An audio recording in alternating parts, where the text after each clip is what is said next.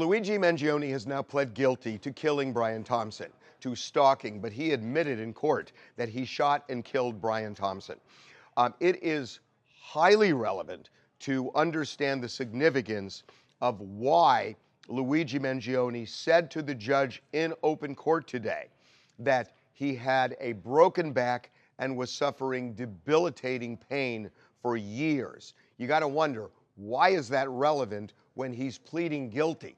Well, it's relevant when you put that together with what his lawyer, Karen Agnifilo, said during a news conference after the court hearing today, because she said that Luigi not only had a broken back and not only was the pain debilitating, but that it ruined his life and that he was trying to navigate a healthcare system that failed him.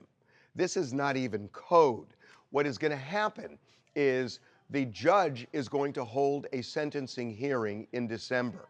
And in December, the defense, and we've known this for a while now, the defense is going to argue that Luigi Mangione was in such pain, that his life was in such shambles, that and he was so angry that he was not of sound mind. He was not in his right mind when he pulled that gun on Brian Thompson in New York City.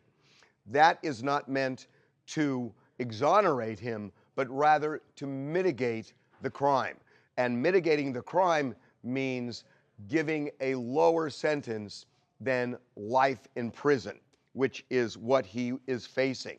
Now, the sentencing guidelines that the judge talked about today are somewhere between 24 and 30 years. Those are the guidelines the judge is looking at, and that's the general range. Now, the judge could go higher than that. The judge could go as high as life in prison. It appears the judge could also go lower depending on mitigating factors. These are guidelines. But if you just take those guidelines of 24 to 30 years, Luigi is 28 years old. And if it were the 24 years, he would get credit, 15% credit for good time behavior. That would lower it to around 20 years.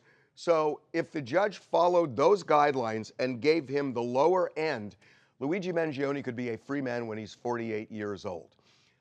That, folks, is a win for the defense.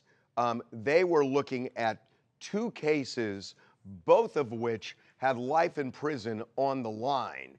And now you've got this guideline in the federal case, and in the state case, today they've already filed a motion to dismiss all state charges based on double jeopardy.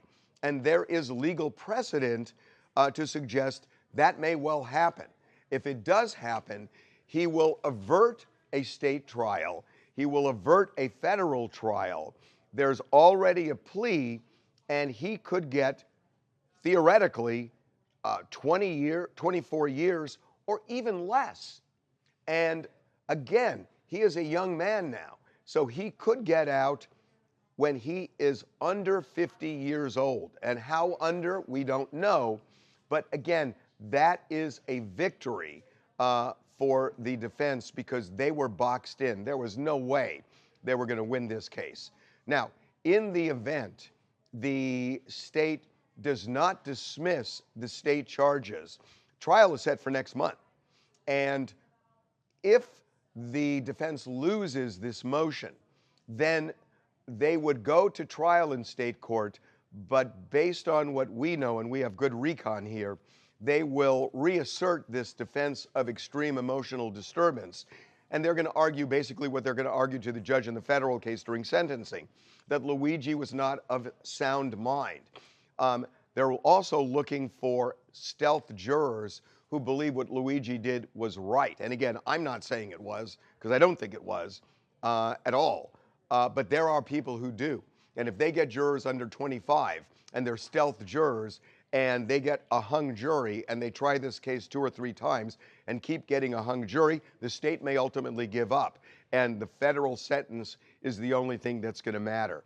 So when all the dust settles, this is the best possible navigation that Luigi Mangione could do.